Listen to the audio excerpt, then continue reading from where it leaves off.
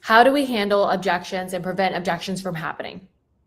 That's what we're going to go over the next 30 minutes. So make sure you have a pen, piece of paper that you're writing down. If you're joining me live on Instagram, hey guys, what's up? Really fast, I'm going to write in the comments, comment workshop below.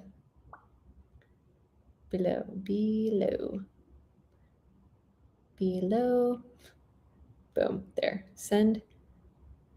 And then how do I pin it? Pin, boom. Okay, there we go.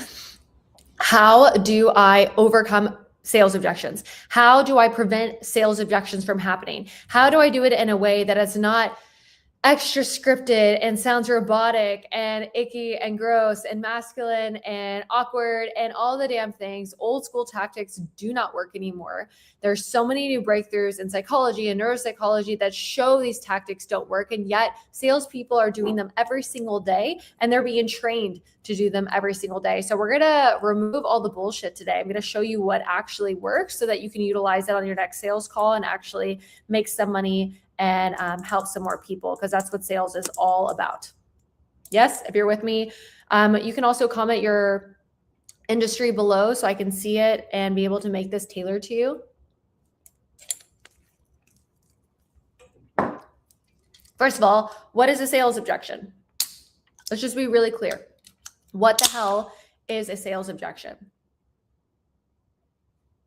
If somebody has a sales objection, typically it is a belief system of the way that they're thinking about something. It also could mean that their body's in fight or flight, but it's conditioning or social conditioning that is years old that they're walking into a call with, or something that you did or said caused uncertainty in their brain, and therefore there is fear of changing because there is uncertainty in their body, and therefore they're not going to buy from you, and they're having a concern and they're voicing it to you. Either way, the person that's responsible for not causing a sales objection or for finding a sales objection in advance and being able to change that before the end of the call is who? It's you. You're the person responsible for making sure that this person has the ability and the capability to be able to buy from you without their own crap getting in the way. Yes. So let me break that down again. There's only two different ways somebody can get a sales objection. The first way is that this person has belief systems that came from either childhood conditioning, the way that they grew up, their environment, what they've been around, or they have belief systems that have been curated through social situations.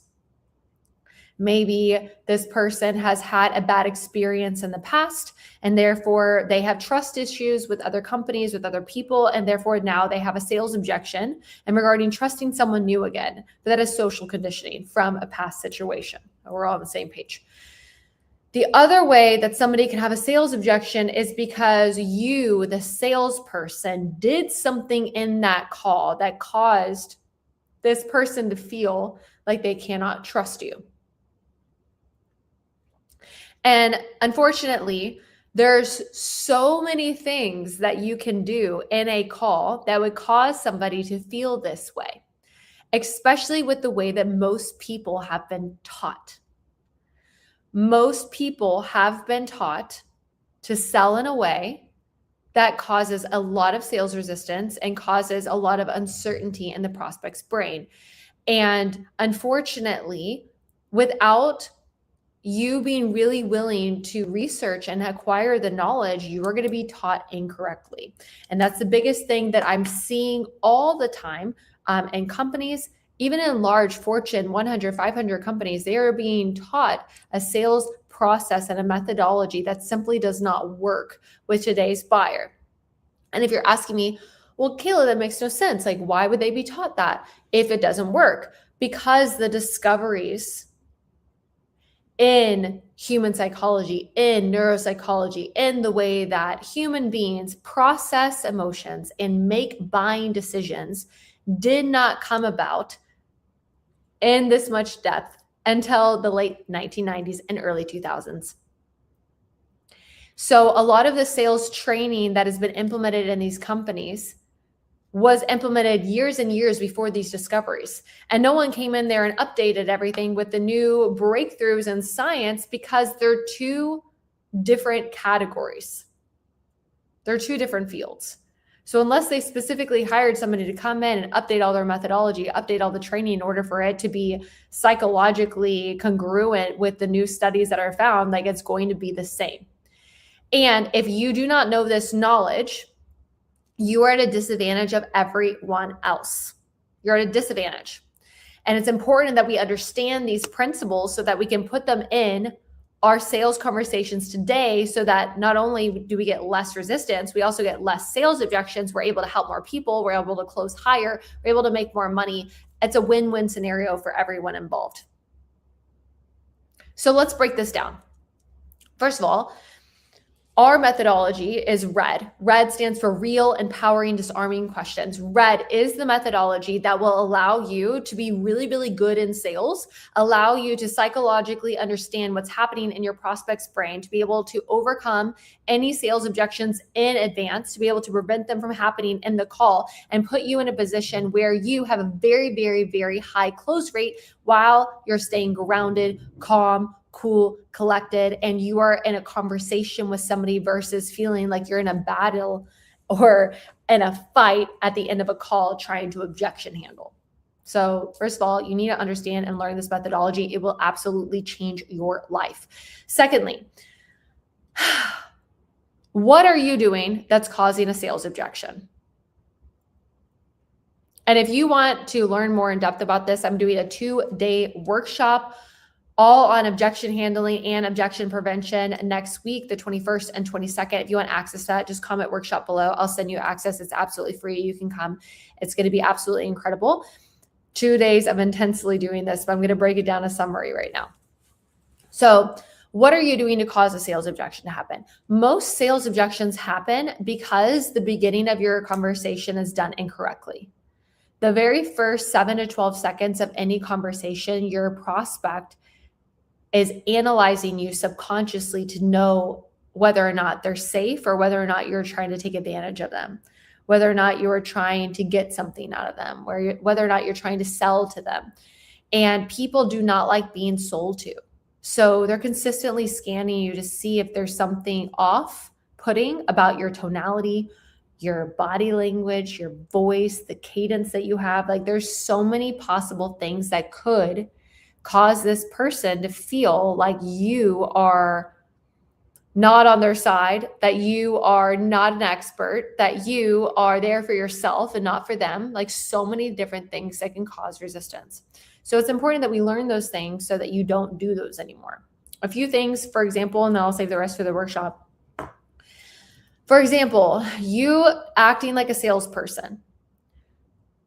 This society does not like salespeople. And there's a few things that you can do right now that are immediately going to cause somebody to be like, oh, I'm going to try to get rid of you. Like saying, hey, this is a cold call. Like, don't say that. Hey, I'm a salesperson. Or ring, ring. Hey, the reason for my call is something like that. Or you get on a in-person call or in-person sales conversation or on a Zoom call where they can see you, and you start trying to make this person like you in order for them to eventually buy from you. And what that can look like is you are possibly asking about the weather, asking about how their damn day is going. Like no one really believes that you care about how their damn day is going. No one believes that. Even if you actually care, because so many people have been on so many other calls where people ask that question, it's such a generic question that they don't really feel like you're being real, and they're going to try to get rid of you. For example, a few months ago, I got on a sales call and I didn't know it was a sales call. This person was trying to get me to come speak on stage somewhere. And typically people pay me, a lot of money to go and speak at their event. And I got on this call and this person was trying to get me to pay them to whatever.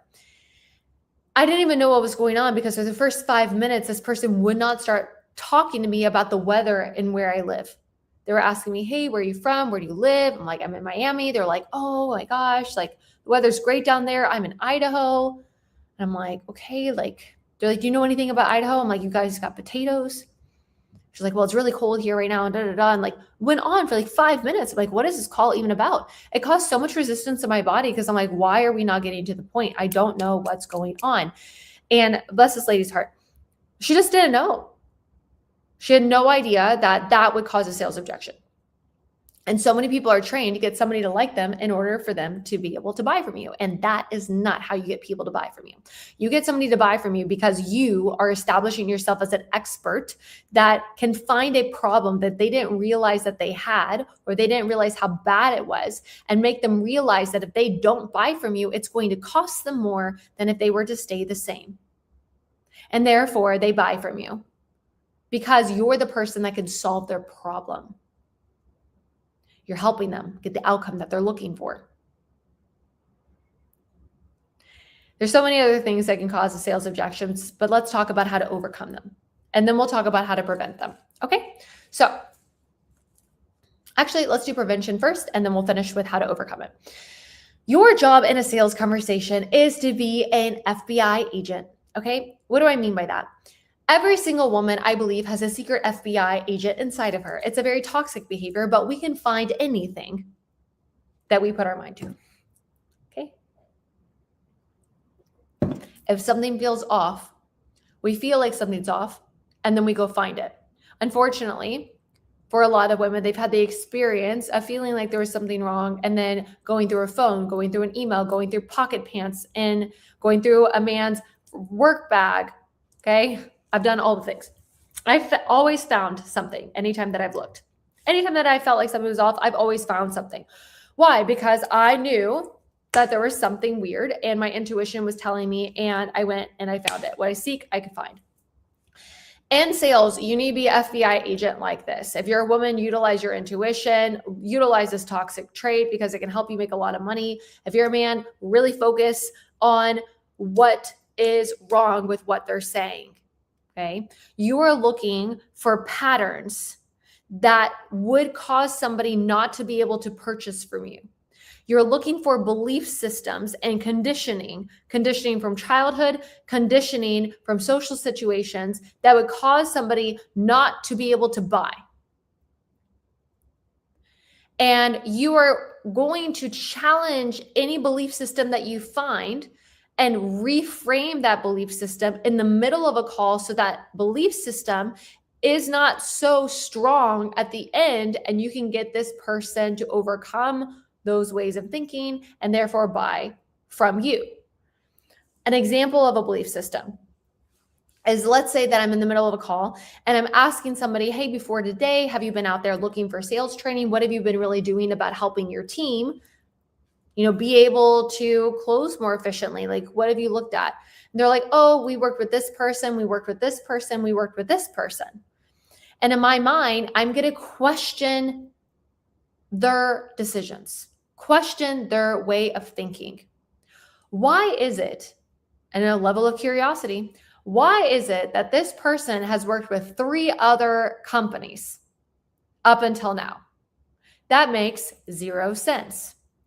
Why would you work with 3 different types of companies to get you the same result? So I ask, can you help me understand what's going on? Why work with 3 different companies? Oh, well, the first company, they didn't really train the way that we wanted them to train, so we let them go. The second company, our team didn't really like what they were having us do, so we let them go. The third company, we were supposed to show up and we really didn't do the work like we were supposed to. The person that was supposed to implement this for our team, they no longer work with us. And so we just kind of it just fell to the wayside, and now we're looking for training again. If I do not challenge this belief, if I do not go in there and kind of reframe their way that they're thinking about this, do you see how there's a possibility that, number one, they're going to trust that another training company is going to work? So there might be some resistance on them buying.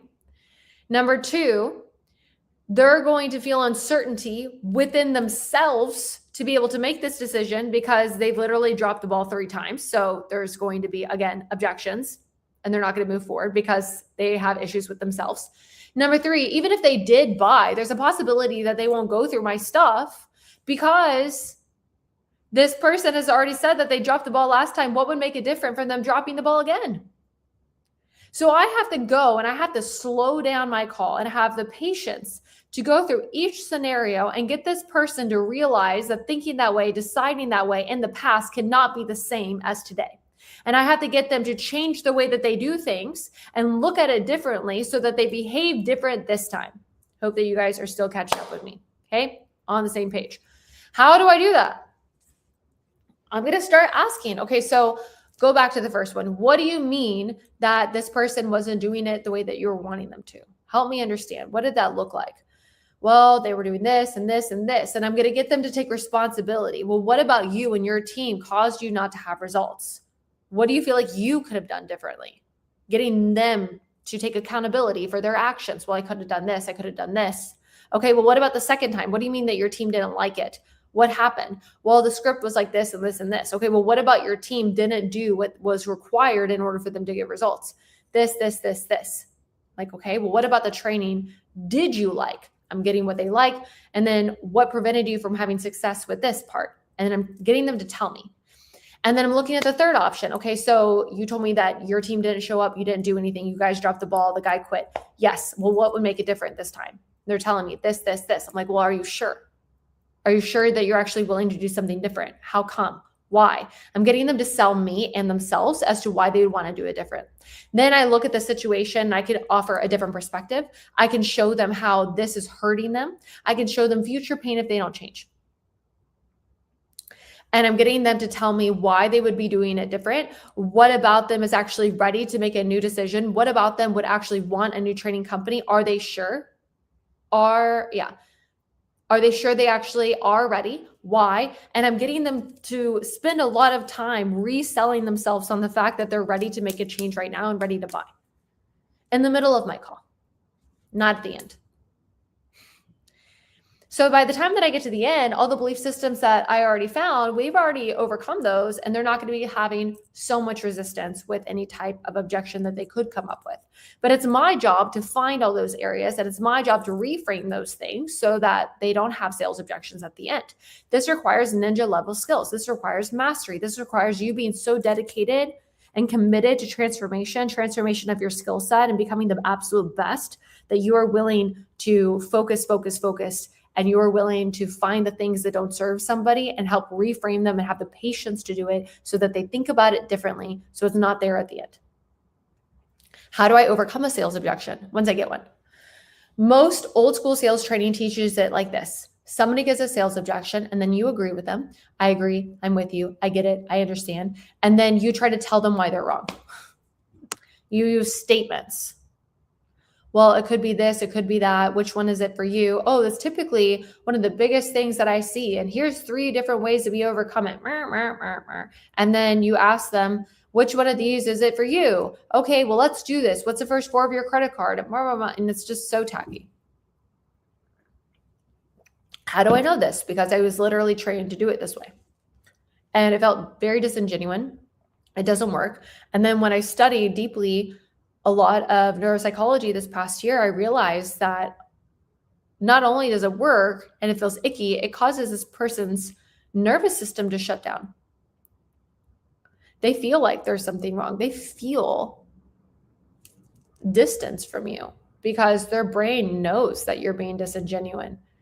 They can feel it. And that's why you get more objections. That's why you get people ghosting you and not talking to you.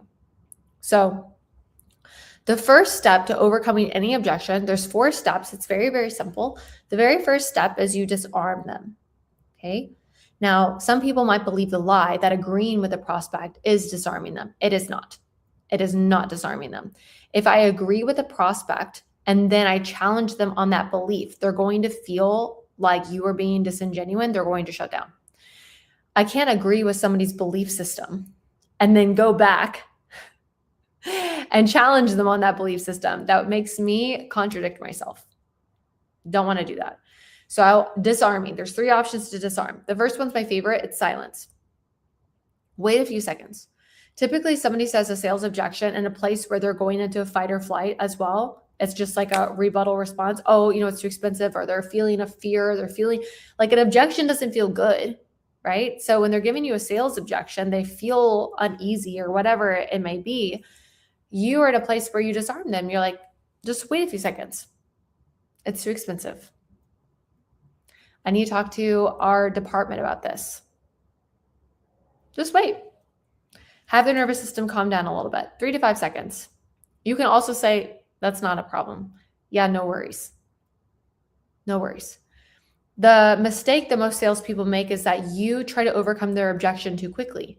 Somebody says in a sales objection, you're like in robot mode and you're like, let's go, we're going to overcome this objection. And this person can feel like, oh my God, like this person was ready for the objections and it's just too much. Calm nervous system. My nervous system being calm will make their nervous system be calm because of the mirror neurons in our brain. They're going to pick up on my energy. So I need to remain cool, calm, and collected. Step 2, clarify. What the hell does this person mean by what they say? Now let's go back.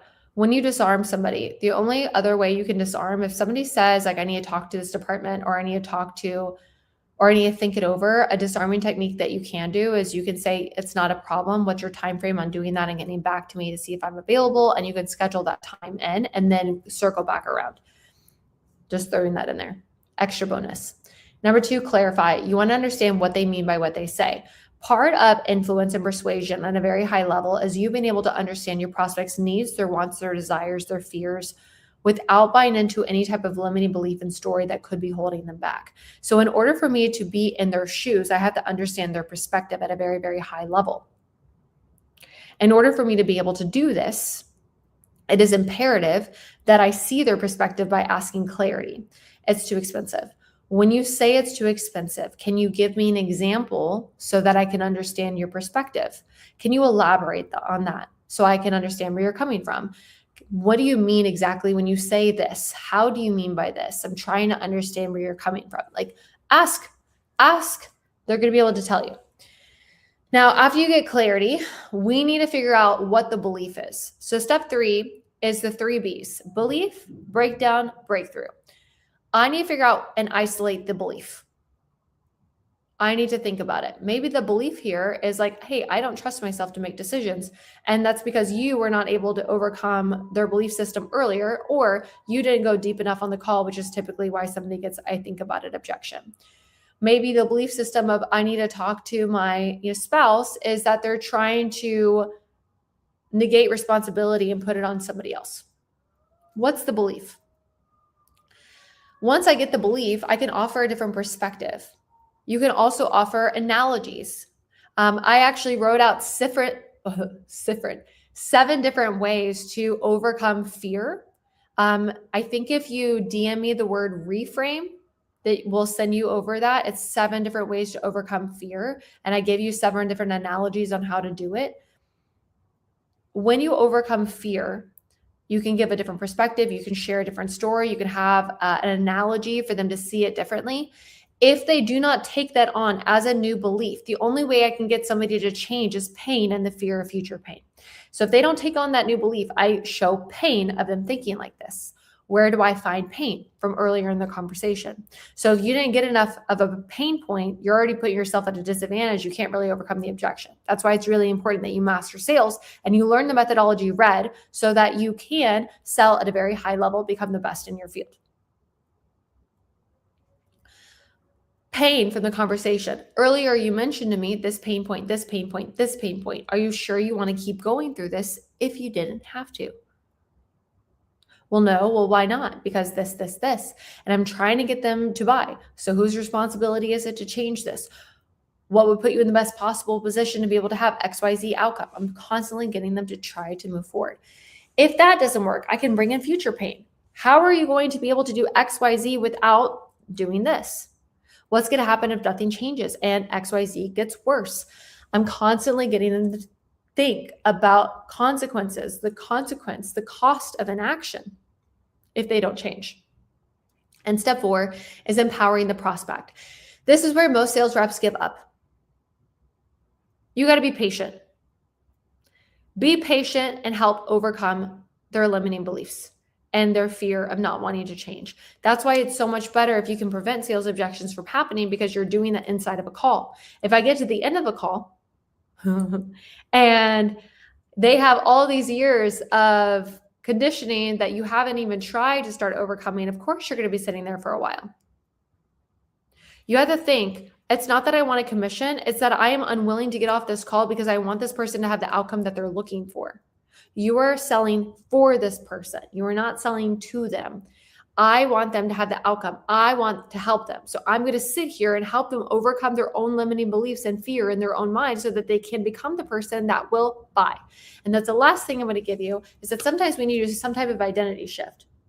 Is the person in front of you the person that would buy? No, this person has all this past conditioning, all this other things. They need to come into a new identity of somebody that would purchase. You're consistently framing them as somebody that is intelligent, somebody that is responsible, somebody that is a leader, somebody that is a provider, somebody that is kind, compassionate, caring, somebody that will do something for them, for their family, or whatever it is, for their department, and switch that identity to be the person that is going to buy your solution and continue to utilize it.